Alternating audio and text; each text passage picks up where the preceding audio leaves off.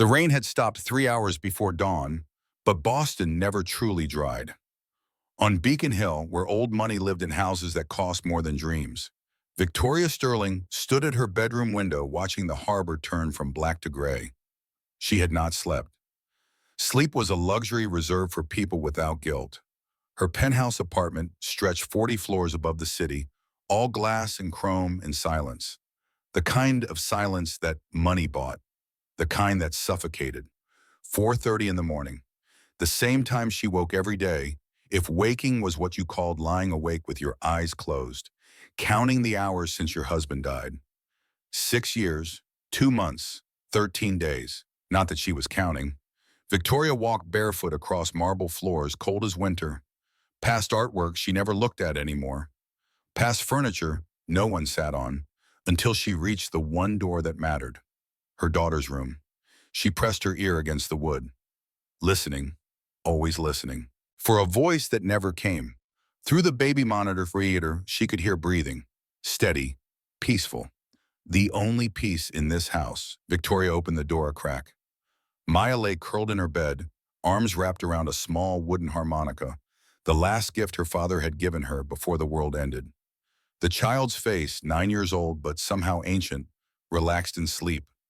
This was the only time Maya looked like a child.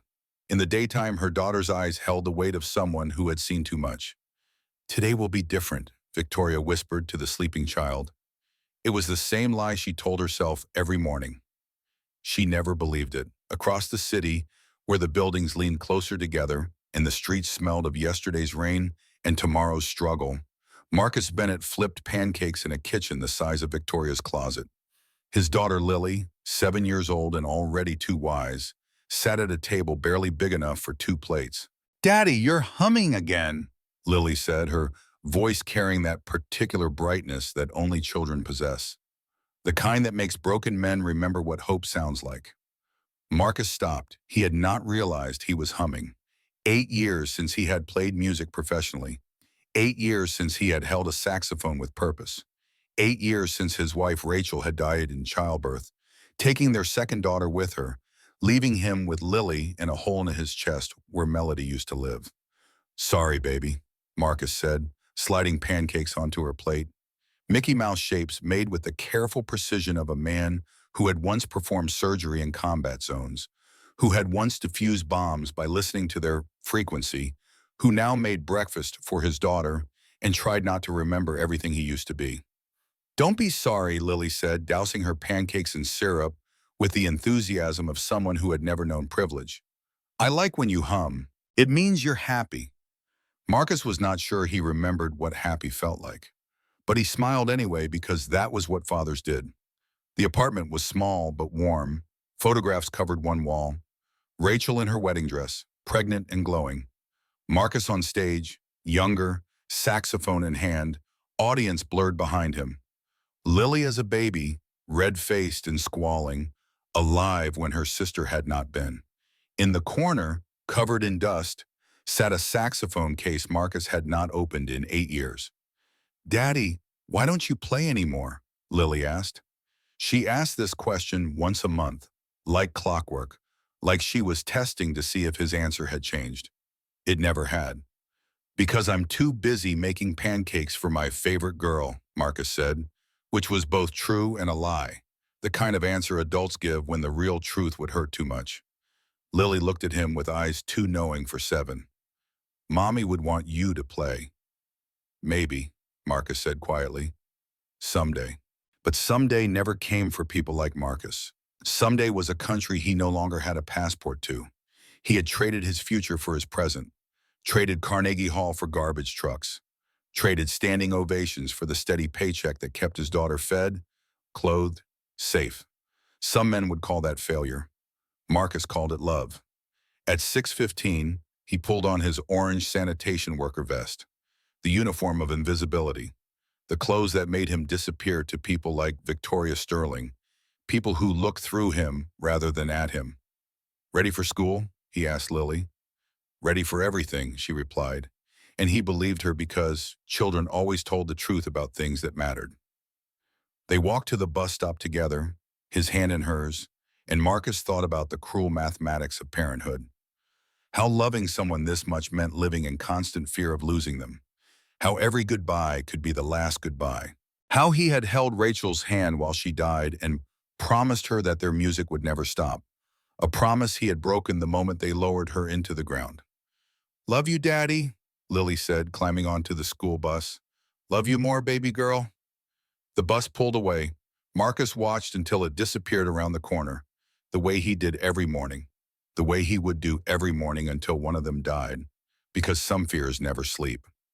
Then he climbed into his garbage truck and drove toward Beacon Hill, toward people who would never see him, toward the day that would change everything. He just did not know it yet. Victoria's morning routine was warfare.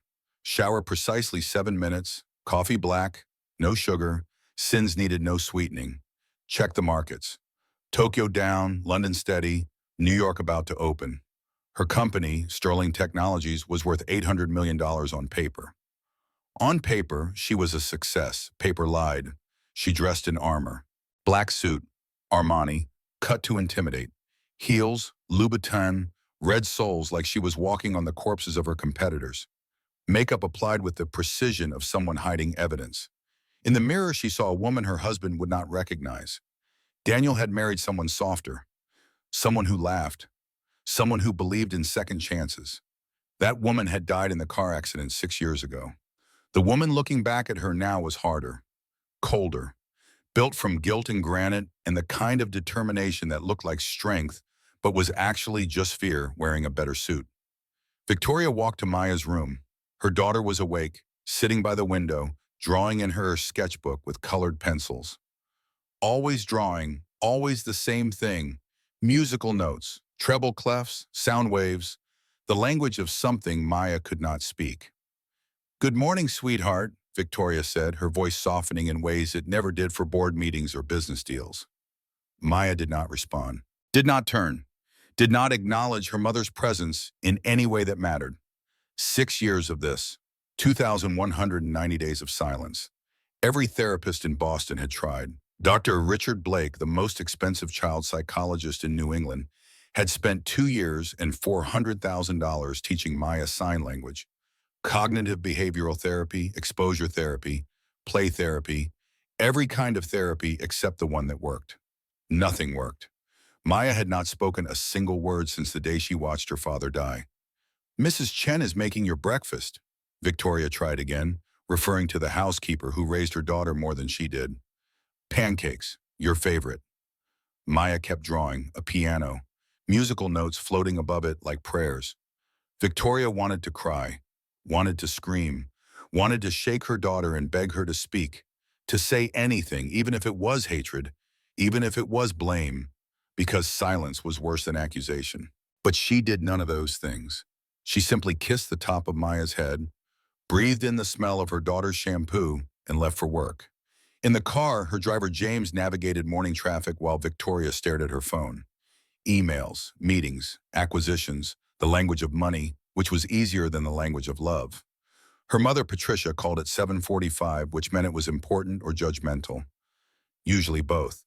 "Victoria, we need to talk about Maya," her mother said without preamble, because people like Patricia Ashford believed pleasantries were for the poor. "Not now, Mother." The school called. Maya refused to attend again. That is 3 times this week. Victoria closed her eyes. "I will handle it." How? By hiring another expensive therapist who fails? By pretending everything is fine? "Victoria, the child needs institutional care. Spring Hills has an excellent program. We are not discussing this. We are discussing this because I love my granddaughter, and I will not watch you destroy her future because of your guilt." The word hung between them like a knife. Guilt. Victoria ended the call. She had become excellent at ending conversations before truth could enter them. Marcus pulled his garbage truck onto Eastern Avenue at 7:30, the same route he had driven for 6 years. Beacon Hill in the morning looked like a postcard of somewhere better than where he came from. Mansions with iron gates. Trees that cost more to maintain than his annual salary. Cars and driveways worth more than his entire life. He had learned not to be bitter about it. Bitterness was a luxury. It took energy better spent on survival. His partner, Tony, a 60-year-old Italian man who had been collecting trash longer than Marcus had been alive, whistled as they worked. Rich people throw away the damnedest things, Tony said, hefting a bag. Found a perfectly good laptop last week. Gave it to my grandson. One man's trash, Marcus said, the words automatic. They worked in rhythm, the choreography of collection. Lift, toss, move, repeat. The kind of labor that left your body tired and your mind free to wander, which was both blessing and curse. Marcus thought about Lily, about the science project due Friday, about the parent-teacher conference next week, about how he would get time off to attend, about how he would not, because men in orange vests did not get time off for things that mattered. Then he saw her, a girl, maybe 9 years old, sitting on the cobblestone driveway of the largest mansion on the street. She wore a white dress that had probably cost more than his truck, and she was drawing on the pavement with colored chalk. Drawing music, not random scribbles, actual musical notation. Treble clefs and quarter notes and eighth notes arranged in patterns that suggested knowledge, not chance. Tony, look at that, Marcus said, nodding toward the girl. Tony glanced over. That's the Sterling kid, never talks, sits out there every morning. Weird one. Marcus felt something shift in his chest. Recognition, maybe, or memory. He had seen that look before. That intensity, that focus on something only the person creating it could fully understand. Rachel had looked like that when she sang. Lost in music, found by it. Without thinking, Marcus began to hum. Quietly. Just a melody. Somewhere over the rainbow. The jazz version he used to play in New Orleans clubs when the world was different and he still believed in someday. The girl stopped drawing. She looked up, stared directly at Marcus with eyes that were too old for her face. Marcus kept humming, kept working, did not stare back because children were like wild animals. They spooked easily. The girl stood, took 3 steps closer, stopped. Marcus finished the phrase, let the melody hang in the air like a question. For a moment, nothing happened. Then the girl reached into her pocket, pulled out a small white stone, smooth from the ocean, and held it out to him, an offering. Marcus stopped working, walked over slowly, the way one approaches something precious and fragile. He knelt down, making himself smaller, less threatening.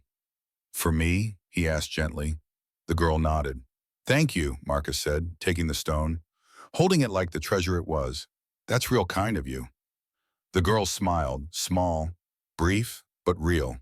Then she pointed to his lips, to where the humming had come from, and made a motion like conducting an orchestra. You like music? Marcus asked. Another nod. Me too, Marcus said.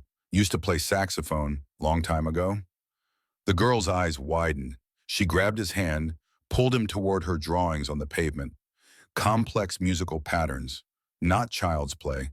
Someone had been teaching her, or she had been teaching herself.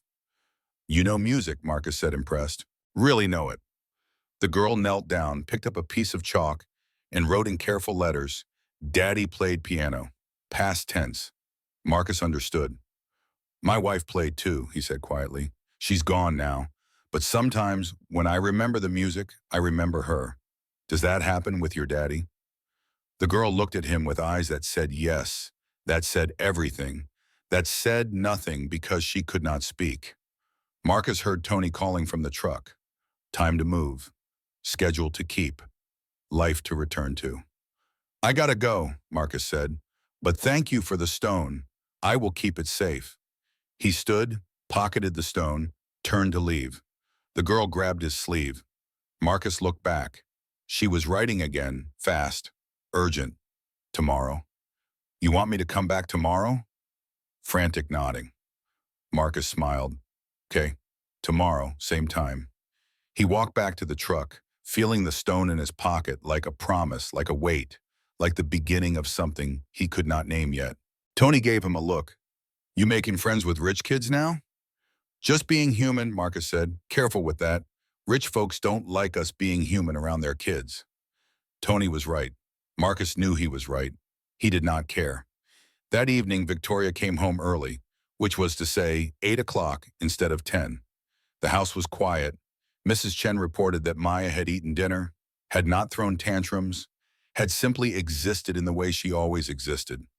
Quietly, separately, alone even when surrounded. Mrs. Sterling, Mrs. Chen said carefully, something happened today. Different. Victoria's heart jumped. What? Is Maya okay? She smiled at the garbage man. Victoria froze. What? This morning, the sanitation worker. He was humming something. Maya approached him, gave him a stone, smiled. First time in months I've seen her smile. Victoria felt something dangerous bloom in her chest. Hope, the most treacherous emotion. Who is he? Don't know his name. Works the route. Comes Mondays and Thursdays. Victoria went to the security room, rewound the footage to that morning. There he was, a black man, mid-30s maybe, in an orange vest, tall, broad-shouldered, moving with the kind of easy grace that suggested either athletic background or military training. He was humming, she could tell from the movement of his lips, and Maya was walking toward him. Her daughter, who had not willingly approached a stranger in 6 years. Victoria watched Maya hand him the stone, watched him kneel, watched them communicate in some language Victoria did not understand, watched Maya smile. Victoria watched the footage 5 times. Then she called her private investigator. I need a background check, complete. Name unknown, male, black, approximately 35 years old, works sanitation routes in Beacon Hill. I want to know everything. By tomorrow. May I ask why? No.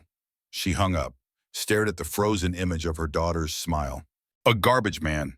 Of all people, of all the therapists and specialists and experts, a garbage man was the one who reached her daughter. Victoria did not know whether to laugh or cry. She didn't either. She simply sat in the dark and waited for tomorrow, when she would meet the man who had done the impossible. Thursday morning arrived cold and gray. Marcus drove his route with unusual anticipation, which was stupid, which was dangerous, which was human. He had thought about the girl all week, about her drawings, about the way she communicated without words, about the music trapped inside her, trying to get out. At 7:30, he pulled up to the Sterling mansion. The girl was waiting. This time she had a small paper bag in her hands. She ran up to the truck before Marcus could even get out. Well, good morning, Marcus said, climbing down. What you got there? Maya opened the bag. Inside, a drawing, carefully colored. A man in an orange vest, musical notes floating around him. And in the corner, in careful letters, thank you. Marcus felt his throat tighten. You drew this? For me? Maya nodded, beaming. It's beautiful. I'm going to hang this up at home. My daughter Lily is going to love it. Maya's expression shifted. Curious, she wrote on the pavement, You have a daughter? I do. She's 7, about your age. She loves music too. Maya wrote, Can I meet her? Marcus hesitated. This was crossing lines. This was stepping from kind stranger to something more complicated. This was trouble wearing a child's hopeful face. I don't know if your mom would like that, Marcus said carefully. Maya's face fell. But maybe, Marcus added quickly, unable to stand the disappointment in her eyes. If she says yes, then yes, okay? Maya nodded enthusiastically. Marcus heard Tony calling him back to work, but before he left, he knelt down one more time. Can I ask you something? You don't have to answer. But the music you draw, does it help when words are too hard? Maya stared at him for a long moment. Then she nodded, slowly, deeply. Yeah, Marcus said quietly, I get that. He stood to leave, but Maya grabbed his hand, placed something in it, another stone. This one black with white veins running through it like music staffs. I will keep this one safe too, Marcus promised. He walked back to the truck, feeling the weight of 2 stones and one child's hope in his pockets. He did not see Victoria Sterling standing in the upstairs window, watching everything. 30 minutes later, the front door of the mansion opened. Victoria Sterling walked out in a black suit that probably cost more than Marcus's truck, heels clicking on cobblestone like a countdown. Marcus straightened. Trouble. He knew trouble when it walked towards him. Excuse me, Victoria said, her voice cold enough to frost glass. Yes, ma'am.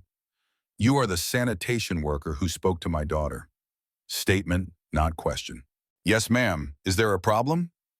Victoria's eyes scanned him, cataloging, judging. Marcus had been judged his entire life by people like her. He kept his face neutral, his posture respectful, his hands visible. What did you say to her? Nothing inappropriate, ma'am. She showed me her drawings. I said they were nice, that's all. My daughter does not interact with strangers. I understand, ma'am. I meant no harm. Yet somehow you got her to approach you. Twice, wow. Marcus said nothing. Sometimes silence was the only safe response. Victoria took a step closer. Who are you? Marcus Bennett. I work sanitation. I have a daughter. I meant no disrespect to you or your child. Why music? Why were you humming?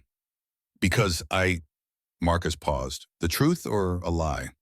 Because I used to be a musician before, and your daughter's drawings, they are real good. Sophisticated. Someone taught her. Her father, before he died. I'm sorry for your loss, ma'am.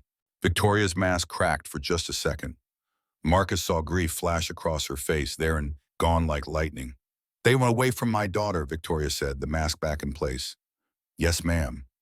I mean it. You do not speak to her. You do not acknowledge her. Do you understand? Yes, ma'am. Victoria turned to leave, then stopped. Do you have children, Mr. Bennett? A daughter, 7. Then you understand. I am protecting mine. I do understand, ma'am, completely. Victoria walked back to her mansion, closing the door firmly behind her. Marcus climbed into his truck, feeling the stones in his pocket, feeling the ache of someone else's fear. Tony whistled low. Told you, rich folks don't like us being human. Yeah, Marcus said. But that evening his phone rang, unknown number. Mr. Bennett, this is Victoria Sterling. We need to talk. Marcus sat at a coffee shop in neutral territory, waiting. Victoria Sterling arrived exactly on time, which he expected because people like her treated punctuality like a weapon. She sat down across from him, no coffee, no pleasantries, all business. I had you investigated, she said. Marcus was not surprised. Okay. Marcus Bennett, 35 years old, former Navy SEAL, combat medic, served 8 years, honorable discharge. Before that, professional musician, jazz saxophonist, performed with Wynton Marsalis. Grammy nomination in 2015. Wife Rachel Bennett, died in childbirth 7 years ago. Daughter Aria Bennett, stillborn same day. Currently raising daughter Lily, age 7, alone. Working 3 jobs. Clean record. No arrests, no debts. Nothing suspicious. She recited it like a resume, like his life was data to be analyzed. You could have just asked me, Marcus said quietly. I do not take chances with my daughter's safety. I respect that. Victoria leaned forward. Why did you stop playing music? The question caught him off guard. That's personal, ma'am. Everything about this is personal, Mr. Bennett. My daughter has not spoken in 6 years. 6 years of doctors, therapists, specialists, $2.3 million. Zero progress. Then you hum a song and she smiles. So I am asking you, why did you stop playing? Marcus looked at this woman, this stranger, and saw in her eyes something he recognized. Desperation wearing expensive clothes. Because every note reminded me of my wife, and I could not handle that pain every mate. So I stopped. But you still hum. Can't help that. Music is who I am, even when I don't want it to be. Victoria was quiet for a moment. My daughter draws music constantly. Her father played piano. He died in a car accident. She was in the car. She saw everything. And she has not spoken since. I'm sorry. I don't want your sympathy, Mr. Bennett. I want your help. Marcus blinked. Ma'am? You reached her. In 5 minutes, you reached her in ways that years of therapy could not. I do not understand how, but I cannot ignore it. I'm not a therapist, ma'am. I'm just someone who understands what it's like when words are not enough. Then teach me how to reach my daughter. Mrs. Sterling, I work 3 jobs. I have my own kid to raise. I will pay you, whatever you ask. I don't want your money. Then what do you want? Marcus thought about Lily, about the science project and the parent-teacher conference, and all the moments he missed because he was working, about how tired he was, about how his daughter deserved more than a father running on empty. I want you to understand something, Marcus said. If I help Maya, it's not because of money. It's because no child should have to live in silence. But you need to know reaching her means letting her face what hurt her. And that's going to be hard. For her and for you. Victoria's hands were shaking. She hid them under the table. I can handle it. Can you? Because sometimes parents are the ones holding their kids back. Not because they are bad parents, because they are scared parents. Victoria met his eyes. Are you saying I am holding Maya back? I'm saying we all carry our guilt different ways, and sometimes our kids carry it for us. The words hit Victoria like a slap. Marcus saw it land, saw her flinch. My daughter does not know I was driving, Victoria whispered. When we crashed, everyone thinks my husband was driving, but it was me. Maya knows, she saw, and she has protected my secret for 6 years by staying silent. Marcus exhaled slowly. There it was, the truth that had been suffocating this family. Then the first step, Marcus said gently, is not teaching Maya to speak. It is teaching you to stop running from what happened. Victoria's eyes filled with tears. I do not know how. Yeah, Marcus said, I get that. They sat in silence for a while, two broken people in a coffee shop, united by children they loved and pain they could not escape. Finally, Victoria spoke. Will you try? With Maya, please? Marcus thought about Rachel, about the promise he made, about music never stopping. Yeah, he said, I'll try. And so it began. The most important work Marcus Bennett had ever done. More important than combat medicine. More important than defusing bombs. More important than any stage he had ever stood on. The work of healing a child's silence. One note at a time. The first session happened on a Wednesday afternoon when the autumn light came through the windows of the Sterling mansion at angles that made everything look softer than it was. Marcus arrived at 4 o'clock exactly, carrying his old saxophone case like a soldier returning to a battlefield he thought he had left behind forever. His hands were clean for once, scrubbed free of motor oil and garbage residue. He wore jeans and a button-down shirt, trying to split the difference between the man he used to be and the man he had become. Victoria met him at the door. She looked different without her armor. No suit today, just slacks and a sweater, and for the first time Marcus saw the exhaustion she had been hiding. The woman in front of him was running on fumes and determination, the two fuels that powered most single mothers, regardless of tax bracket.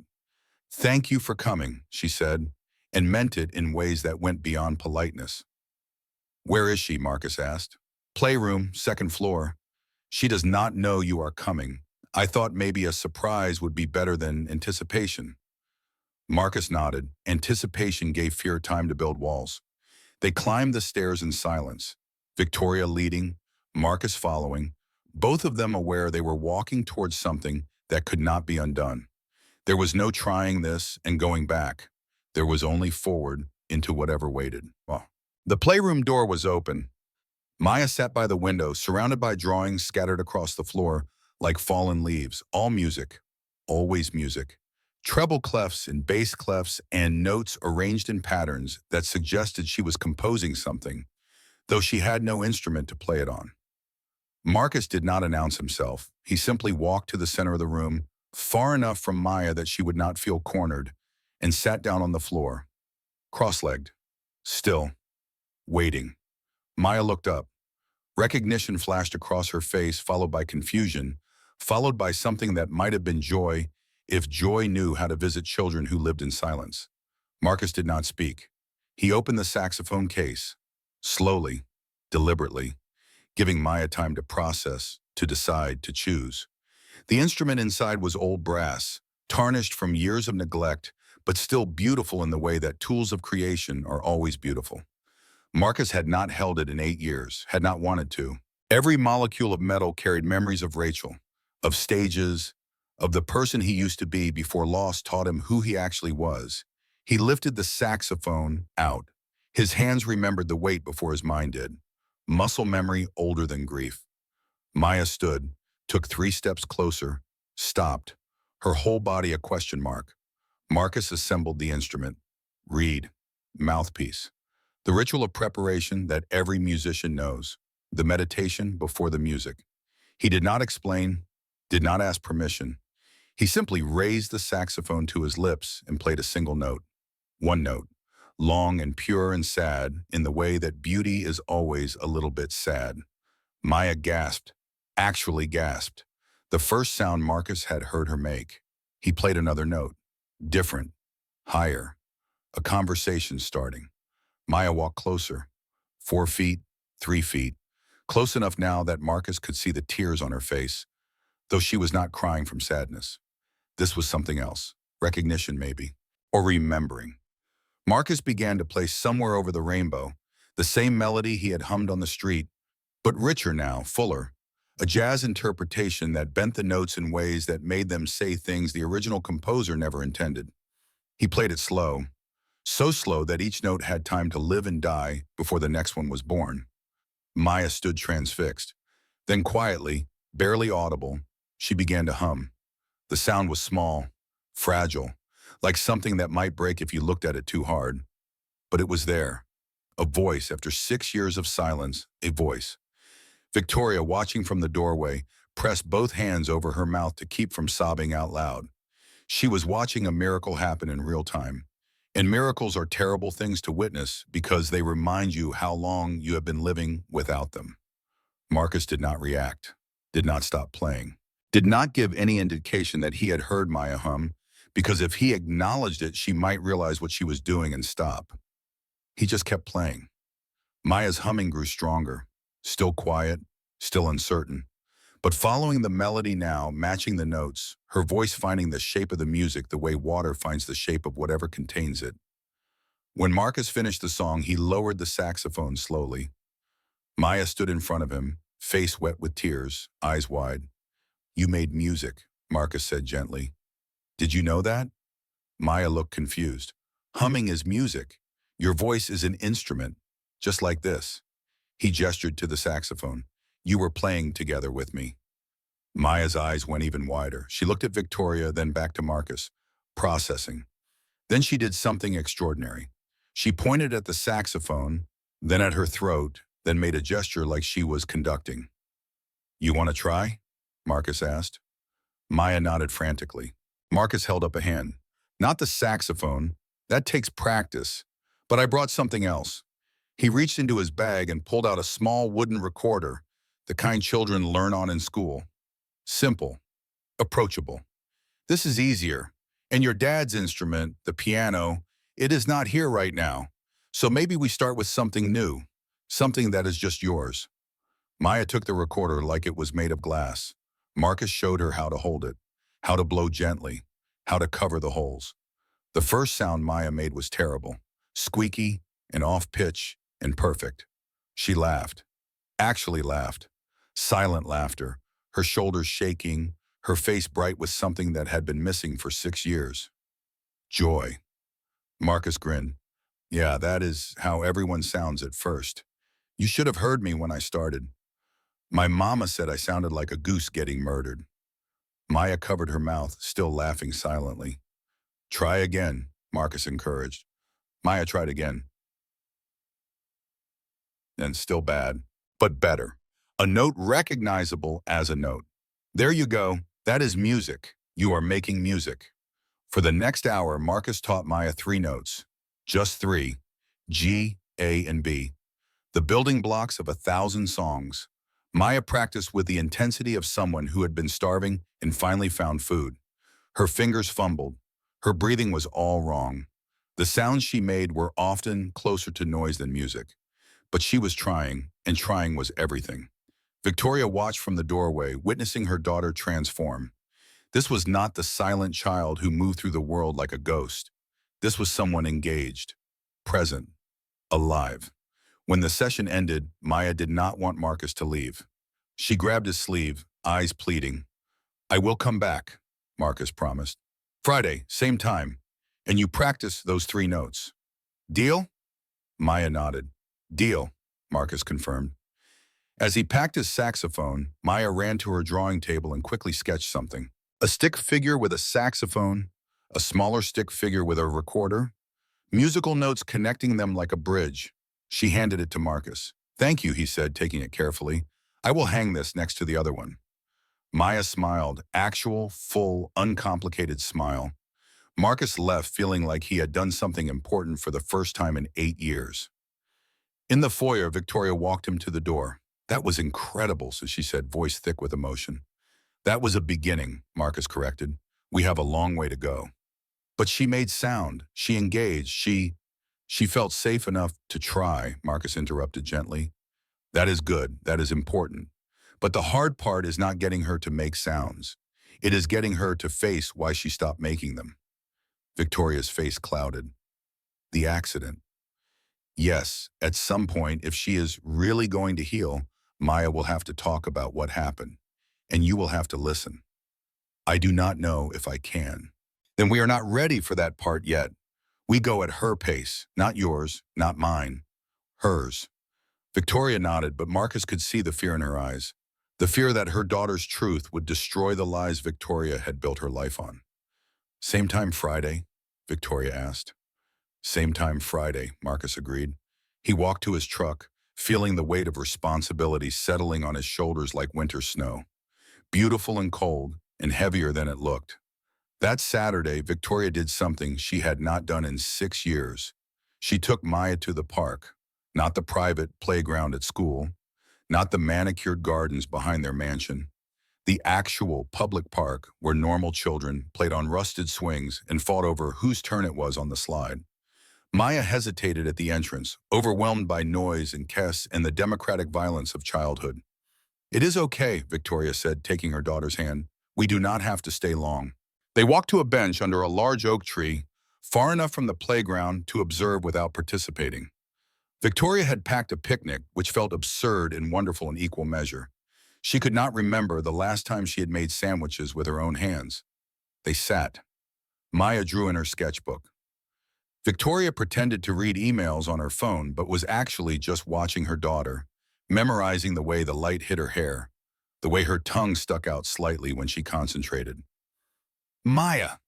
They both looked up. A girl about Maya's age was running toward them, ponytail flying, joy incarnate. Lily Bennett, Marcus followed behind, moving with that easy economy of motion that spoke of a body that knew exactly what it was capable of. Hi, Lily said breathlessly, skidding to a stop in front of Maya. Remember me? From Daddy's work? He told me you are learning music too. Can I see what you are drawing? Maya looked at Victoria, uncertain. Victoria looked at Marcus, who gave a small shrug that said this was not planned, but maybe it was not a bad thing. It is okay, sweetheart, Victoria said to Maya. You can show her. Maya turned her sketchbook. The current drawing showed a recorder with notes floating up like birds. Wow, Lily said with genuine enthusiasm. That is so cool. Daddy is teaching me saxophone, but it is hard. Way harder than your recorder looks. Can you play a song? Maya shook her head. That is okay. I cannot play a song yet either. Mostly I just make loud sounds and Daddy pretends they are good. Lily grinned at her father, who smiled back with the particular patience of someone whose ears have suffered. Mind if we sit? Marcus asked Victoria. Please, Victoria said, and meant it more than she expected to. Marcus sat. Lily immediately climbed into his lap, comfortable and secure in the way children are when they know they are loved without question. Your daughter is wonderful, Victoria said. Thank you. So is yours. They watched the girls. Maya had pulled out her recorder.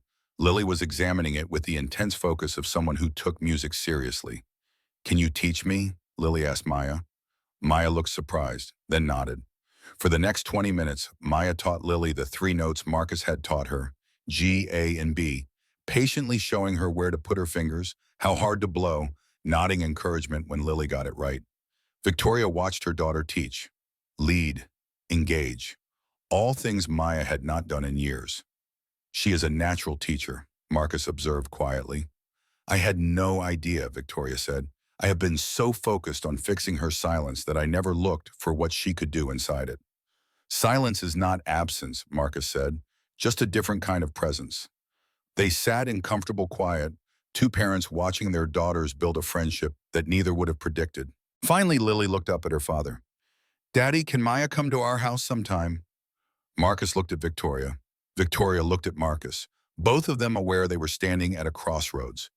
If Mrs. Sterling says yes, then yes, Marcus said carefully. Can she, Mommy?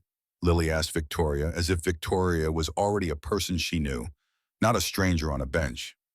Victoria felt something crack open in her chest. When was the last time any child other than Maya had spoken to her with such open trust? Yes, Victoria heard herself say. Yes, she can. Maya's face lit up like sunrise.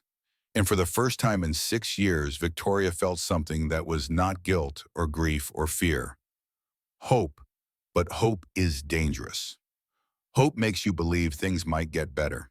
And when you believe things might get better, you forget that the universe has a way of reminding you why you stopped hoping in the first place. Monday morning, Victoria's mother, Patricia, arrived at the Sterling Technologies building unannounced. This was never a good sign. Patricia did not do spontaneous. She did calculated surprise attacks. We need to talk about Maya, Patricia said, walking on into Victoria's office without knocking. Victoria looked up from her laptop. Good morning to you too, Mother. Do not be cute. I saw the park photos, social media. Someone took pictures of Maya with that man's child. His name is Marcus, and Lily is her friend. She does not need friends from that background. She does not have friends from any background, Victoria shot back. She has been isolated for 6 years. Now she is connecting with someone. I'm not going to stop that because you are uncomfortable. Patricia's face hardened. I have spoken with Dr. Blake. He agrees that your current approach is unorthodox and potentially harmful. Dr. Blake failed. 2 years, zero results. Because you did not follow his protocol, the medication, the structured environment. I am not drugging my daughter into compliance, Mother. Then you leave me no choice. Patricia pulled a folder from her bag. Legal documents. I am filing for custody, grandparents' rights. You are demonstrably unfit. Missing board meetings. Company stock down 17%. Allowing unqualified strangers access to a vulnerable child. Victoria felt the floor drop out from under her. You would not dare. I would. I am. The hearing is in 2 weeks. Dr. Blake will testify that Maya needs institutional care, that your judgment is impaired, that you are continuing a pattern of poor decisions that resulted in your husband's death. The words hit like a physical blow. You think I do not know? Patricia continued, voice sharp as glass. You think I do not know you were driving? That you lied to police? That you let your daughter protect your secret for 6 years? Victoria could not breathe. How did you? I am your mother. I know everything. And if you do not commit Maya to Spring Hills Institute voluntarily, I will tell the court. I will expose your lies. And I will take my granddaughter somewhere she can get real help. Patricia left the documents on the desk and walked out. Victoria sat frozen, staring at papers that could take her daughter away, expose her secrets, destroy what little she had left. Her phone rang. Marcus. Victoria, you okay? You sound like, my mother is suing for custody. 2 weeks, she will tell them I was driving, that I have been lying, that I am unfit. Silence on the other end. Then calmly, what do we need to do? I do not know. Dr. Blake will testify against me, against what we are doing with Maya. Then we need Maya to show them it is working. In 2 weeks, Marcus, she barely makes sounds. She does not speak. How can we prove a performance? Marcus interrupted. Public. Maya plays music, shows the court she is healing. She is not ready for that. Then we get her ready, starting now. Victoria wanted to argue, wanted to say it was impossible, wanted to curl up and surrender, but she thought about Maya's smile, about the sound of her daughter humming, about hope, dangerous as it was. Okay, she said, we try. The next 2 weeks were intensive. Marcus came every day after his shift, sometimes with Lily, who proved to be Maya's greatest cheerleader and fiercest practice partner, sometimes alone when the work required focus that only silence could provide. Maya learned more notes, then scales, then simple melodies. She still did not speak, but she played, and playing was a kind of speaking. On Tuesday of the first week, Marcus brought Maya to the music room, the room that had been locked for 6 years, the room where her father's grand piano sat under a dust cover like a corpse. Maya froze at the doorway. You do not have to, Marcus said gently, but at some point if you want to really heal, you will need to face this. Maya shook her head violently, backed away. Marcus did not push. Okay, When you are ready. But that night, Victoria found Maya standing outside the music room door, just standing, staring. Sweetheart, Victoria said softly. Maya did not turn. She reached out one hand, touched the doorknob, pulled her hand back like it burned. Then she opened the door. The room smelled of dust and memory. The piano sat in the center, exactly as Daniel had left it. Maya walked to it slowly, touched the cover, did not remove it. Victoria stood in the doorway, barely breathing. Maya pulled back the cover. The keys gleamed in the moonlight coming through the window. She pressed one key, middle C. The note rang out clear and true, the first sound this room had heard in 6 years. Maya burst into tears, not silent tears, actual sobbing, with sound, with breath, with all the grief she had been carrying. Victoria ran to her, pulled her daughter into her arms, and they cried together. Really cried, for Daniel, for the accident, for 6 years of silence and secrets. I am sorry, Victoria sobbed. I am so sorry, baby. It was my fault. I was driving. I was not paying attention. I killed your daddy, and I am so sorry. Maya pulled back, looked at her mother with eyes that were old and young at the same time, and she spoke. One word. The first word in 6 years. No. Victoria froze. What? No, Maya said again, voice rusty from disuse but clear. Not your fault. Accident. Daddy said before, he said accidents happen, not fault. You remember what he said? Maya nodded. I remember everything. Why did not you speak? All this time? Maya looked down, scared. If I talk about it, make it real. If I stay quiet, maybe he not really gone. Victoria pulled her daughter close again. Oh, baby, he is gone. But you do not have to be quiet anymore. You do not have to protect me anymore. You will be okay? I do not know, Victoria said honestly, but we will be okay together. Maya hugged her mother tight, and from that night on, Maya began to speak. Quietly at first, just a few words at a time, but speaking. The morning of the custody hearing arrived cold and merciless. The courtroom was smaller than Victoria expected, more intimate, which somehow made it worse. There was nowhere to hide. Patricia sat on the opposite side with her lawyers. Dr. Richard Blake sat beside her, prepared to testify. Marcus sat in the back row. He had asked to come. Victoria had said yes. She needed to know someone in that room believed in her. The judge was a woman in her 60s named Harriet Kimball. She looked at Maya with kind eyes. Hello, Maya, Judge Kimball said gently. Do you know why we are here today? Maya, holding Victoria's hand, nodded. Your grandmother thinks you need special help, and your mother thinks she can give you that help at home. I need to understand what is best for you. Can you help me understand? Maya looked at Victoria. Victoria nodded. Permission, trust. Maya stood, walked to the judge's bench, and sang. Somewhere over the rainbow, the same song Marcus had taught her, in a voice that was small and scared and beautiful because it existed at all. The courtroom went silent. Maya finished, looked at the judge. I was quiet, Maya said clearly, because I was scared, because Daddy died and I thought if I did not talk about it, maybe it did not happen. But Mommy found someone who helped me, not with medicine, not with therapy, with music. He taught me that silence is okay sometimes, but speaking is okay too, and I choose speaking now. Judge Kimball's eyes were wet. Thank you, Maya, that was very brave. She looked at Patricia. Mrs. Ashford, your granddaughter seems quite articulate and healing well under her mother's care.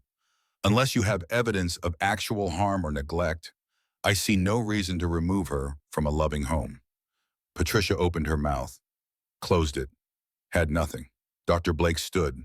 Your Honor, with respect, unconventional treatment without proper credentials. Worked, Judge Kimball interrupted, where conventional treatment failed. I am not in the business of punishing success, doctor. Case dismissed. The gavel came down. Victoria collapsed in her seat, shaking. Maya ran to her mother, wrapped her arms around her neck. We okay? Maya whispered. We are okay, Victoria confirmed. In the back row, Marcus smiled and left quietly. His work here was done. But outside the courtroom, Victoria caught up to him. Thank you, she said inadequately. You did the hard part, Marcus replied. You listened. I could not have done this without you. You could have. You just needed to remember how. Victoria looked at this man who had changed everything without meaning to. What now? Marcus shrugged. Now you keep listening to Maya, to yourself, to the music. Will you keep teaching her? If she wants to learn, but I think she has a pretty good teacher already. He nodded at Victoria. You. I do not know how to teach music. Not music, listening. You just learned how to do that. Teach her what you learned. And with that, Marcus walked away, back to his truck, back to his daughter waiting at home, back to his life of garbage routes and night shifts and making pancakes in the morning. He had kept his promise to Rachel. The music had not stopped. It had just learned to speak in a different voice. 6 months after the custody hearing, Boston emerged from winter like a reluctant promise. The snow melted into memory. The harbor thawed. And in a renovated warehouse on the South Boston waterfront, something impossible was taking shape. Victoria Sterling stood in the middle of empty space that smelled of fresh paint and sawdust and new beginnings, holding blueprints that represented more money than most people earned in a lifetime and less money than she had once spent on a single failed therapy session. The listening room, they were calling it, a place where children who could not speak or would not speak or spoke in languages the world had forgotten how to hear, could come and be understood. The soundproofing is complete, the contractor said, gesturing to walls that would soon hold music instead of machinery. Each room acoustically isolated, state of the art. Victoria nodded, only half listening. She was imagining the space full of children, full of sound, full of the kind of noise that meant healing was happening. Her company, Sterling Technologies, still existed. Patricia had taken over as CEO, surprising everyone by being competent and only occasionally overbearing. The board had been skeptical at first, a woman in her 60s taking the helm, but Patricia had proven them wrong, driving the stock price up 17% in 6 months through a combination of ruthless efficiency and surprisingly innovative thinking about work-life balance policies that retain talent. Victoria had stepped down without regret. She had spent 15 years building a technology empire. Now she wanted to build something that actually helped people sleep at night. The listening room was fully funded. $2 million from Victoria's personal accounts, $500,000 from community fundraising, $1.5 million from a grant from the National Institute of Mental Health.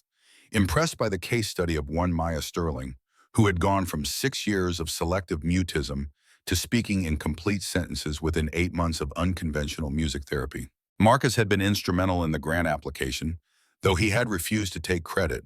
He had simply provided his observations, his methods, his philosophy. The researchers had done the rest, fascinated by the intersection of music, trauma, and healing. Mrs. Sterling?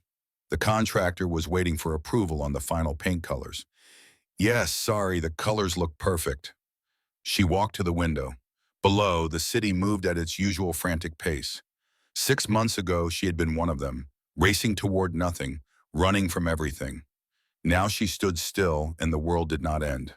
Her phone buzzed. A text from Maya, who was at school, attending regularly now, speaking when called on, making friends slowly but surely.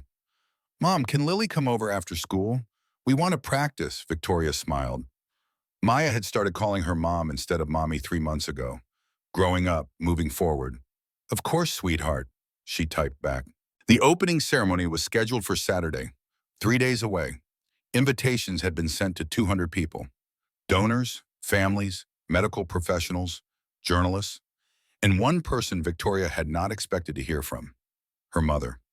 Patricia Ashford sat in her corner office at Sterling Technologies, staring at the invitation that had arrived by courier that morning.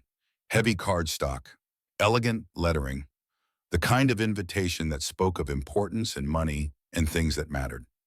The listening room, a center for music therapy and communication. Grand opening, Saturday, May 15th, 2:00 p.m. She had not spoken to Victoria since the custody hearing. 6 months of silence between them. Patricia had tried calling twice. Victoria had not answered.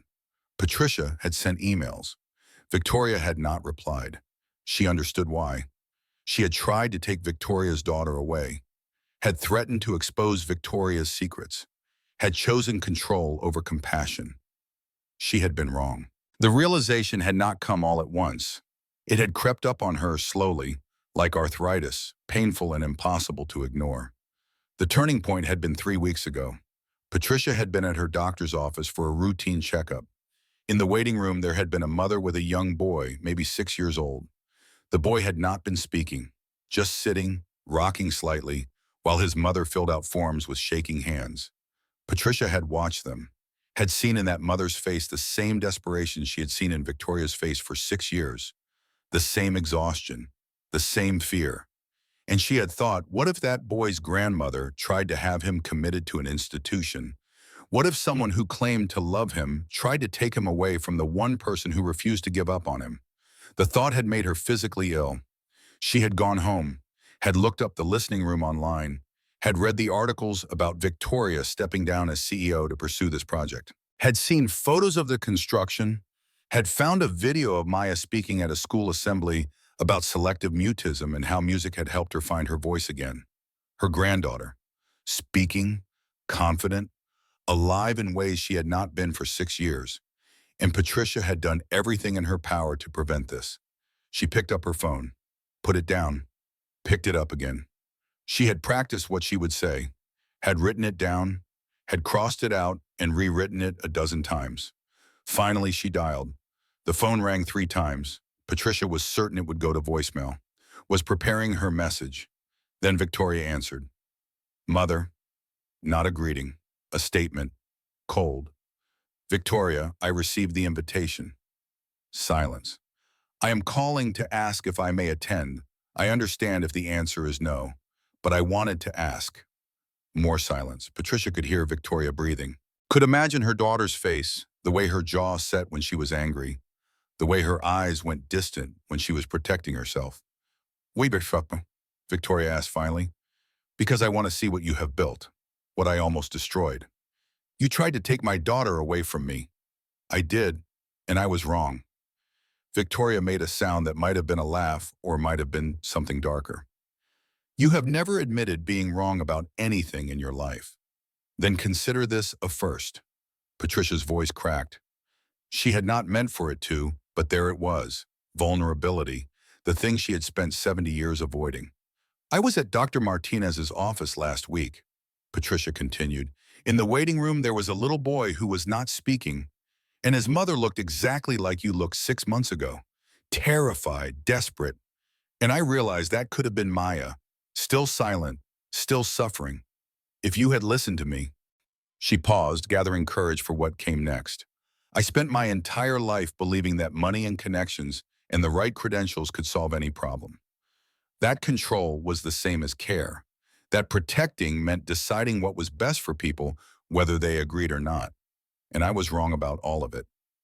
Patricia heard Victoria's breath catch. I do not expect forgiveness, Patricia said. I do not deserve it. But I would like to witness what I almost prevented. If you will allow me, and if not, I understand. The silence stretched so long, Patricia thought the call had disconnected. Then Victoria spoke, voice thick with emotion. The opening is Saturday, 2 o'clock. I will be there, Patricia said. Thank you. Do not thank me yet, Mother. I have not decided whether I will speak to you when you arrive. That is fair. After hanging up, Patricia sat in her office for a long time, looking at the invitation, feeling the weight of 6 months of mistakes pressing down on her chest. Some wounds heal slowly. Some require you to admit you caused them.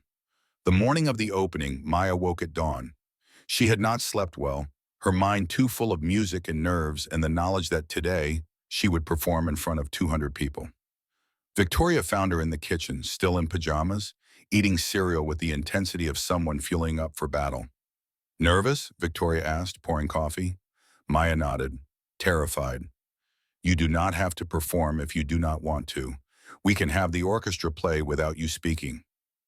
No, Maya's voice was firm. I want to, I need to, for the other kids who will come here, so they know it gets better.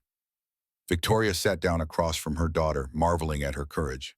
This child who had spent 6 years in silence was voluntarily choosing to speak in front of a crowd, choosing vulnerability, choosing hope. Your father would be so proud of you, Victoria said. Maya looked up from her cereal. Do you think he knows? Wherever he is? I do not know, sweetheart.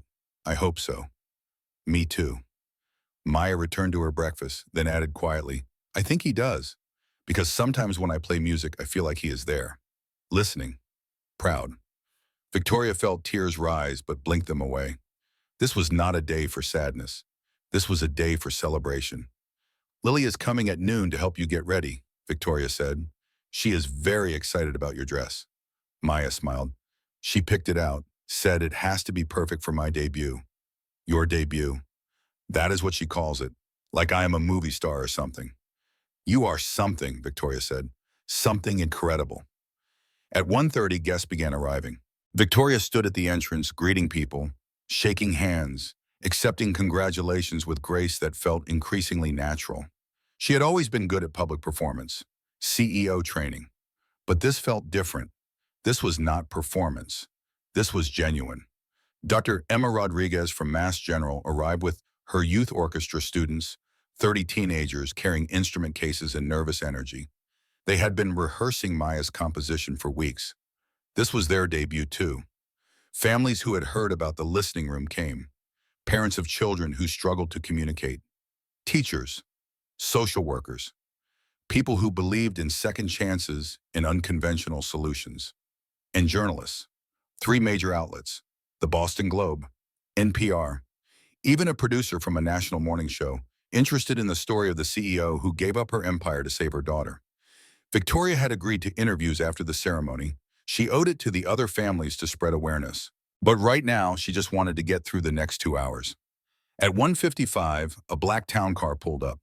Patricia Ashford stepped out, dressed conservatively in gray, not the power suit she usually wore. She looked smaller somehow, uncertain. Their eyes met across the parking lot. Victoria had spent 3 days deciding how she would react to this moment. She had imagined coldness, distance, making her mother feel the rejection Victoria had felt. But looking at Patricia now, Victoria saw something she had never seen before. Her mother was scared. Victoria walked over slowly. Mother. Victoria. Patricia's voice was barely above a whisper. Thank you for allowing me to come.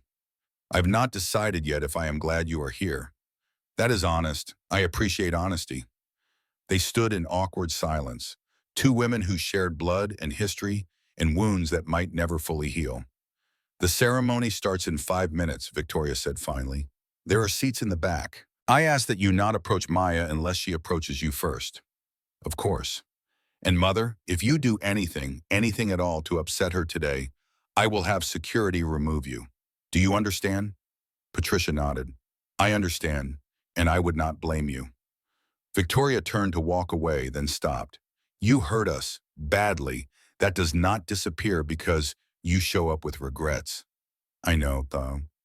But, Victoria took a breath, I am trying to teach my daughter about forgiveness, about second chances. I suppose that means I have to practice what I preach. Patricia's eyes filled with tears. Thank you. Do not make me regret this. The ceremony began at 2 o'clock precisely. 200 people filled the main space, sitting on folding chairs that would be replaced with proper seating next week. The warehouse had been transformed with flowers, banners, the kind of decoration that suggested celebration and hope. Victoria stood at a podium someone had set up, looking at faces she knew and faces she did not. She saw Marcus in the 3rd row, Lily beside him. She saw Patricia in the back, sitting alone, separate from everyone.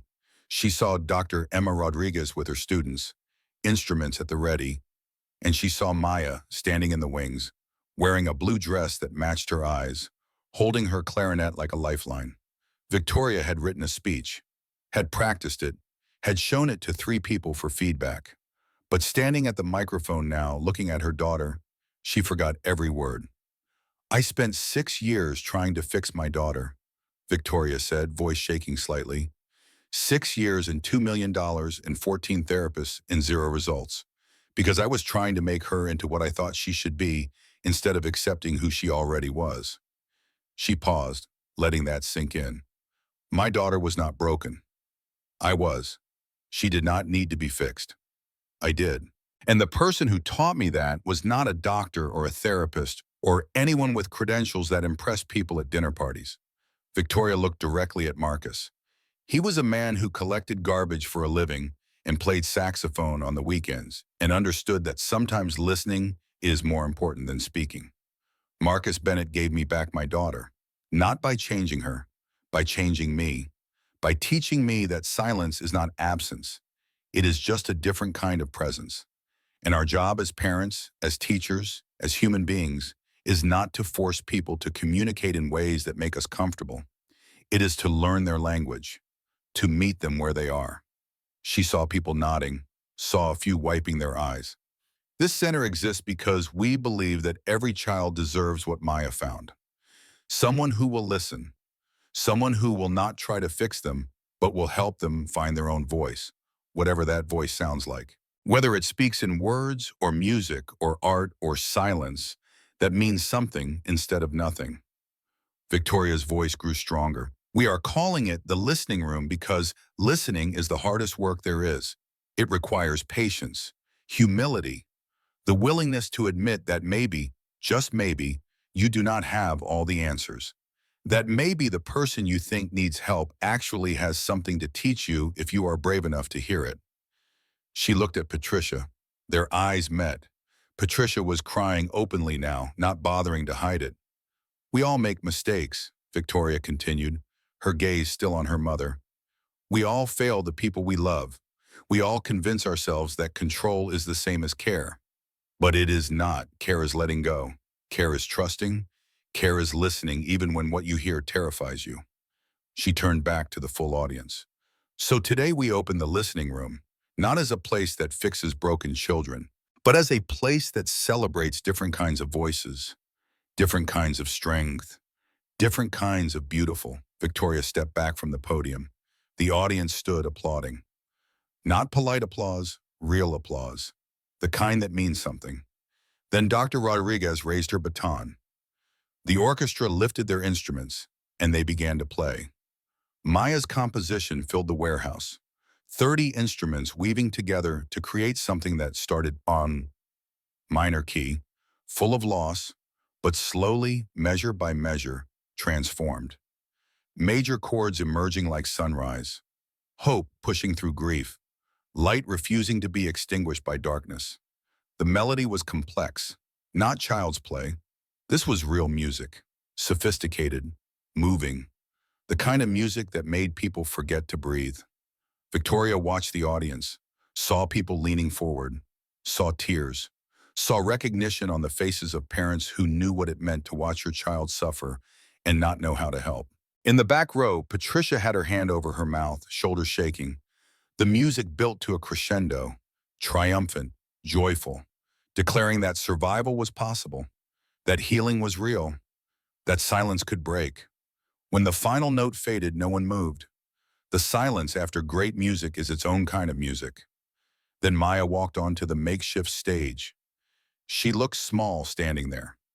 9 years old, barely 4 feet tall, but she stood straight, chin up, the way Marcus had taught her, confident, present.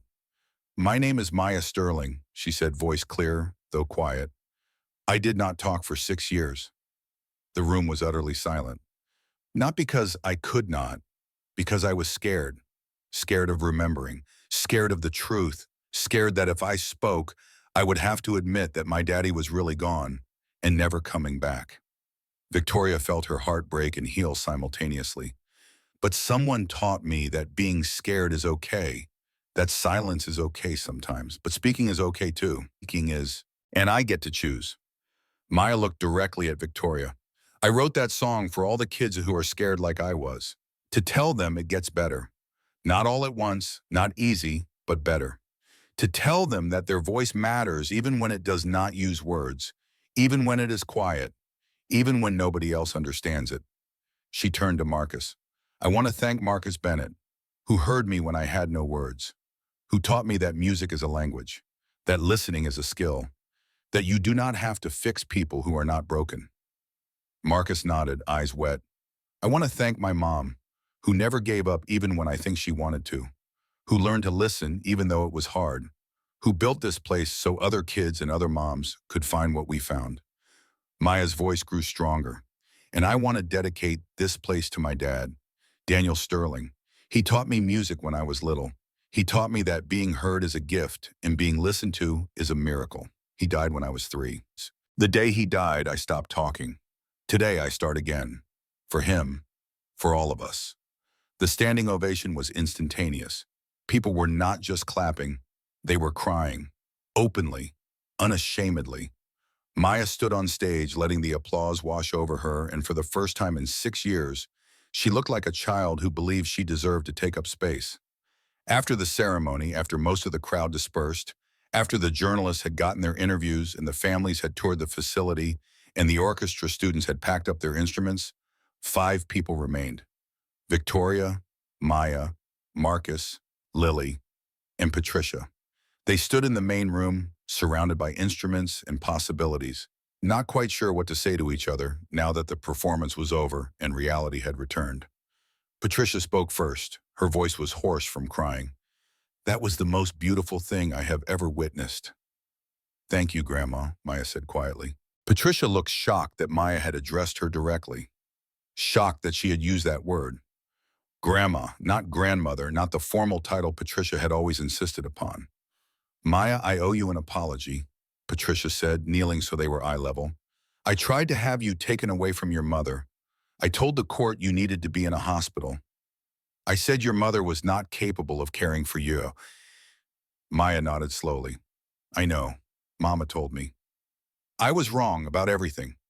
Your mother was exactly what you needed, and I almost ruined that because I thought I knew better." "Why did you think you knew better?"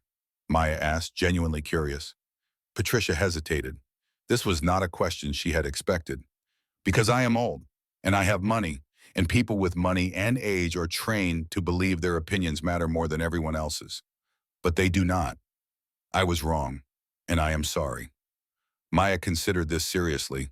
She did not give easy forgiveness. She thought about things. "Do you promise to listen now?" Maya asked. "To really listen?" "I promise to try." "Trying is enough," Maya said and hugged her grandmother. Patricia stood rigid for a moment, clearly not expecting this. Then her arms came up slowly, tentatively, and she hugged her granddaughter back in the way people hug when they have forgotten how and are learning again. Victoria watched this, feeling something in her chest unclench. Not forgiveness, not yet, but maybe the beginning of it, the possibility. Lily tugged on Marcus's sleeve. "Daddy, can we go get dinner? I am starving." Marcus laughed. "You are always starving." "Because I am a growing child. Science says I need nutrients." "Science also says you need vegetables, but you only eat French fries." "French fries are made from potatoes. Potatoes are vegetables. I am very healthy." Maya giggled. The sound was still new enough that it made everyone smile. "Why do we not all go?" Victoria suggested. "If everyone is comfortable with that." She looked at Patricia. Patricia looked at Marcus. Marcus looked at the 2 girls, who had already decided this was a good plan and were discussing where they wanted to eat. "I would like that," Patricia said carefully, "if everyone else is comfortable." "I am comfortable with trying," Victoria said. "We are all learning to try." They walked out of the listening room together, an unlikely group, 3 generations and 2 families, heading toward a restaurant where no one cared about reservations or dress codes or who you used to be. Just 6 people trying to figure out how to be okay together. And that, Victoria thought, was healing. Not the absence of pain, but the presence of effort despite it. 3 weeks after the opening, on a Thursday evening, when the air smelled of rain and possibilities, Victoria stood in the main room of the listening room watching children practice. The center was officially operational now. 18 children enrolled so far, some with selective mutism like Maya, some with autism spectrum disorders, some who had experienced trauma and found that words were too small to contain what they needed to say. They came 3 times a week, worked with Marcus or one of the 2 other music therapists Victoria had hired, learned instruments, learned that communication came in many forms, learned that being different was not the same as being broken. Maya was there most days after school, not as a client anymore, but as a volunteer. She helped the younger children, showed them her recorder, her clarinet, told them her story, became living proof that healing was possible. Victoria heard a familiar truck engine outside. She walked to the window. Marcus's beat-up Ford pulled into the parking lot, and something was strapped in the truck bed, covered with a tarp. Victoria went outside. "What is that?" Marcus climbed out, grinning in that quiet way he had. "A delivery. From your mother, actually." "My mother?" "She called me last week, said she had something for the listening room but wanted it to be a surprise." Marcus untied the tarp. Underneath was a piano, but not just any piano, Daniel's piano. The Steinway Grand that had sat in the Sterling Mansion music room for 6 years, locked away, untouched, gathering dust and memories. Victoria's breath caught. "How did she—" "She asked my permission to go to your house, said she wanted to bring something meaningful. Mrs. Chen let her in. I guess Patricia thought this belonged here more than in a locked room." Victoria touched the piano, the same keys Daniel had touched, the same wood Maya had been too frightened to approach for so long. "I do not know if Maya is ready for this," Victoria said. "Let us ask her." They moved the piano inside with help from 2 volunteers. It was heavy, required 6 people, but eventually it sat in the main room, centerpiece of everything. Maya walked in from one of the practice rooms, saw the piano, and froze. "Is that—" She could not finish the sentence. "Your dad's piano," Victoria confirmed. "Grandma thought it should be here, where kids can use it, where music can live in it again." Maya approached slowly, reached out, touched one key, did not press it yet, just touched. "I remember him playing this," she whispered. "Every night, after dinner. He would play and I would sing, before I forgot how." "You did not forget," Marcus said gently. "You just stopped for a while. But the music was always there, waiting." Maya pressed the key. Middle C, the note rang out clear and true, the first sound this piano had made in 6 years. She did not cry, just stood there listening to the note fade, remembering. "Will you play with me?" Maya asked Marcus. "The song, our song." Marcus smiled. "Yeah, I will play with you." He assembled his saxophone. Maya sat at the piano. Lily appeared from somewhere, not wanting to miss this. "Ready?" Marcus asked. Maya nodded. They played together. "Somewhere Over the Rainbow." The song that had started everything 3 years ago when Marcus had hummed it on a Beacon Hill street and a silent girl had looked up with hope in her eyes. But this version was different. Confident where it used to be tentative. Joyful where it used to be tentative. Complex where it used to be simple. This was not the song of a girl learning to speak. This was the song of a girl who had found her voice and was teaching others to find theirs. Victoria listened from the doorway and thought about Daniel, about how he would have loved this. All of it. The music, the center, the children finding hope in these rooms. Maybe he did know. Maybe somewhere, somehow he was listening. Or maybe he was just gone, just memory and music and the love he had left behind. Either way, he was not forgotten. When the song ended, the building was quiet except for the sound of children in other rooms, practicing, trying, failing, trying again. Lily clapped enthusiastically. "That was perfect. You guys should start a band. The Marcus and Maya band. No, wait, the Double M band." "I think we will stick to teaching," Marcus said, laughing. Maya stood from the piano, looked at the keys, touched them gently. "Thank you," she said to Victoria, "for keeping it, for bringing it here." "I did not bring it. Grandma did."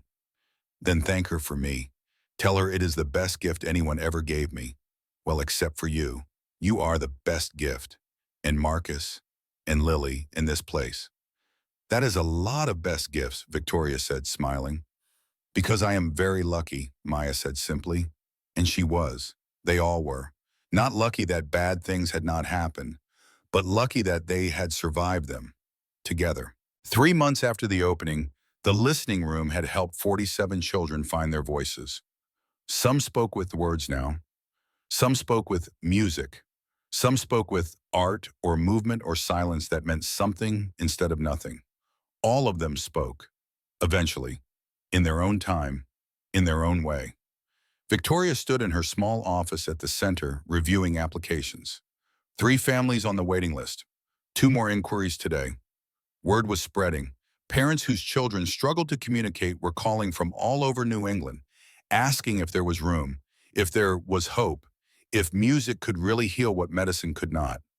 The answer was yes. Sometimes. Not always. There were no guarantees, but there was possibility. And possibility was more than these families had yesterday. Her phone rang. Marcus. You at the center? He asked. Always? Why may I? Come outside, I want to show you something. Victoria walked out into the late summer afternoon. The harbor sparkled. Sailboats dotted the water. The city hummed with life. Marcus stood by his truck. He had just finished his sanitation route, still wore his orange vest, still smelled faintly of garbage and hard work and dignity. Look, he said, pointing to the warehouse wall. Someone had started a mural. Bright colors, musical notes, and faces. Children's faces. Smiling, speaking, being heard. Maya organized it, Marcus explained. Got permission from the building owner. She and Lily and 6 other kids from the program have been working on it for 2 weeks. They wanted to call it the Wall of Voices. Victoria stared at the mural, overwhelmed.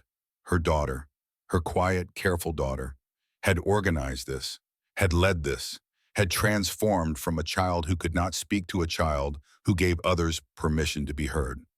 She is incredible, Victoria whispered. She is her mother's daughter, Marcus said. She is her father's daughter, too, and her own person, better than both of us. They stood together, watching the mural take shape, and Victoria realized that this was what success looked like. Not a stock price, not a corner office, not a title or a salary or power over other people's lives. This, children painting on walls, music spilling from open windows, families finding hope where there had been only despair. We did it, she said quietly. You did it, Marcus corrected. I just pointed the direction. We did it together, Victoria insisted. You taught me how to listen. I provided the space. Maya gave us the reason. We all did this. Marcus smiled. Yeah, together. Patricia appeared around the corner, carrying bags from an expensive bakery. She came most Thursday afternoons now, bringing treats, spending time with Maya, slowly rebuilding what she had almost destroyed. I brought cookies, Patricia announced, the good kind, from that place in the North End. Grandma, you spoil us, Maya said, appearing from inside with paint on her nose. That is what grandmothers do, Patricia said, especially grandmothers who have a lot of making up to do. You already made up, Maya said seriously. Now you are just being nice, which is different and better. Patricia hugged her granddaughter, easy now, natural, the way families should be but often is not. They went inside together, all of them, into a building that used to be a warehouse and was now a sanctuary, into a space that proved love could be louder than pain if you gave it permission. Victoria stood in the doorway, watching her daughter teach a younger child how to hold a recorder, watching Marcus work with a boy who had not spoken since his parents divorced, watching Lily make everyone laugh with her enthusiasm, watching Patricia actually listen to children instead of directing them. She thought about Daniel, about the car accident, about 6 years of silence, about guilt and grief and all the ways she had tried to punish herself for surviving. And she realized something profound. She had spent years thinking healing meant going back to who she was before the trauma, before the accident, before Daniel died. But healing was not about going back. It was about going forward, carrying the scars but not being defined by them, being someone new, someone who had been broken and put themselves back together and was stronger in the broken places because they knew what breaking felt like and survived it anyway. Her phone buzzed, a text from an unknown number. Mrs. Sterling, this is Dr. Richard Blake. I attended your opening ceremony. I have been thinking about what you said, about listening, about meeting children where they are. I wondered if you might have time to meet for coffee. I would like to learn from what you have built, and perhaps offer my services if you think I could be useful. I understand if the answer is no, but I wanted to ask, RB. Victoria stared at the text for a long moment. Dr. Blake, the man who had declared her methods dangerous, who had testified against her, who had failed Maya for 2 years by trying to force her into protocols that did not fit who she was. She could ignore this, could delete it, could hold the grudge she had every right to hold. Or she typed back, "Coffee sounds good. How is Tuesday at 10 a.m.? There is a place near the center, V." Because if she was teaching her daughter about forgiveness and second chances, she had to practice what she preached. Because people could change. She was living proof of that. Because maybe, just maybe, Dr. Blake could learn to listen the way she had learned. And if he did, he could help other children the way he had failed to help Maya. The response came immediately. "Tuesday at 10 is perfect. Thank you for the chance. I will not waste it." Victoria put her phone away and walked back into the center, into the noise and music and beautiful chaos of healing happening in real time. 6 months ago, she had been a CEO running from her past. Now she was a mother, a leader, a listener. Now she was someone who believed in second chances because she had needed one herself and someone had given it to her. Now she was someone who knew that the most important work was not building empires or making money or impressing people who did not matter. It was this: helping children find their voices, teaching parents to listen, creating spaces where different was celebrated instead of corrected. It was being present, being imperfect, being human. That evening, after the center closed, after the children went home, and the instruments were put away, and the lights were turned off except for the ones that stayed on for security, Victoria sat alone at Daniel's piano. She pressed one key. Middle C, the note Daniel had taught Maya first, the note that had started everything. She pressed another, and another. She did not know how to play, but she knew how to try. And trying, she had learned, was always enough. Outside, the harbor reflected the city lights like scattered stars. Inside, the piano hummed with possibility. And somewhere in the space between sound and silence, Daniel's music lived on. Not in the notes he had played, but in the daughter he had taught to love music. In the woman he had loved who finally learned to forgive herself. In the center that bore his name on a plaque by the door. In every child who walked through those doors and found their voice. That was his legacy. Not the silence after his death, but the sound of lives continuing, healing, growing, speaking. The sound of hope refusing to be quiet. The sound of love that does not end just because a heart stops beating.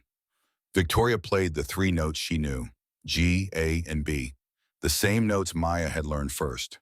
And in that moment, playing badly but playing nonetheless, she understood what Marcus had been trying to teach her all along. Music was not about perfection, it was about trying. And trying was the bravest thing any of them could do. She stood from the piano, locked the center, drove home through streets that used to feel like judgment and now felt like possibility. Maya was already asleep when she got home, but Victoria checked on her anyway, the way she did every night, watching her daughter breathe, grateful for every breath, every moment, every hard-won word. "Sweet dreams, baby," Victoria whispered. And for the first time in 6 years, she believed her daughter would have them. The end, son. Epilogue. The last leaves of autumn were falling when Victoria received the letter. It came in a plain envelope, addressed in neat handwriting, with a return address she did not recognize. She opened it standing at the mailbox, the October wind pulling at her coat. Inside, a single page, handwritten, careful. "Dear Mrs. Sterling, you do not know me, but I know your daughter. Or rather, I know her story. My son Noah is 6 years old. He stopped speaking after witnessing a car accident that killed his sister. We have tried everything. Doctors, therapists, medications. Nothing has worked. I read about the listening room in the Globe. I read about Maya, about music therapy, about listening instead of fixing. We live in Vermont, too far to come regularly, but I wondered if you could tell me where to start, what to do, how to reach a child who has locked himself in silence. I am desperate, and desperate people write letters to strangers hoping for miracles. Can you help? Sincerely, Jennifer Matthews." Victoria stood holding the letter, feeling the weight of it, the responsibility. She could not save every child. The listening room had limits, resources, geography, but she could answer this letter, could share what she had learned, could point this mother in a direction that might lead to hope. She went inside, sat at her desk, began to write. "Dear Jennifer, I am not an expert. I am just a mother who almost lost her daughter and was lucky enough to meet someone who taught me how to listen. She wrote for an hour, gave practical advice, shared resources, recommended music therapists in Vermont, explained what had worked for Maya and what had not. But mostly she wrote about hope, about how healing was possible even when it seemed impossible, about how love was louder than silence if you gave it permission, about how the first step was not fixing your child, it was accepting them exactly as they were. She sealed the letter, addressed it, would mail it tomorrow. Then she opened her laptop and created a new document, A Parent's Guide to Selective Mutism, What We Learned When Our Daughter Stopped Speaking. If one mother in Vermont needed help, there were others, hundreds of them, maybe thousands.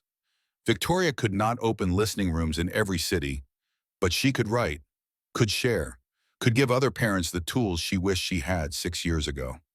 She typed through dinner, through the evening, through the hours when the house was quiet except for the sound of keys clicking. Maya found her at midnight, still writing. "Mom, why are you still awake?" Victoria looked up, surprised by how much time had passed. "I am writing something for other parents, other families going through what we went through." Maya climbed into her lap, too big for this really, but Victoria made room because 9 years old was not too old to need your mother sometimes. "What are you writing?" "The truth, about how scared I was, about how many mistakes I made, about how Marcus saved us by teaching me to stop trying to save you." Maya rested her head on Victoria's shoulder. "You should put in the part about the piano, how you locked the music room because it hurt too much, and then you unlocked it. That is important." "You are right, that is important." They sat together, mother and daughter, looking at words on a screen that might help people they would never meet. "Do you think it will help?" Maya asked. "I do not know, but I hope so, and hope is more than we had before." "Hope is more than most people have," Maya said with the wisdom of someone who had lived without it and learned its value. Victoria saved the document, closed the laptop, carried her daughter to bed even though Maya was too heavy for this now, and Victoria's back would hurt tomorrow. Some things were worth the pain. She tucked Maya in, kissed her forehead, turned off the light. "Mom," Maya's voice in the darkness. "Yes, sweetheart? I am glad you did not give up on me. I am glad you did not give up on yourself. We make a good team, the best team." Victoria closed Maya's door, walked to her own room, looked out the window at Boston sleeping below. Tomorrow she would finish writing the guide, would send it to publishers, would see if anyone wanted to share it with the world. Tomorrow she would mail Jennifer's letter and hope it reached her in time to make a difference. Tomorrow she would keep building the listening room into something that outlasted all of them. But tonight she would sleep knowing that her daughter was safe, speaking, healing. Tonight, that was enough. And enough, she had finally learned, was everything. The end.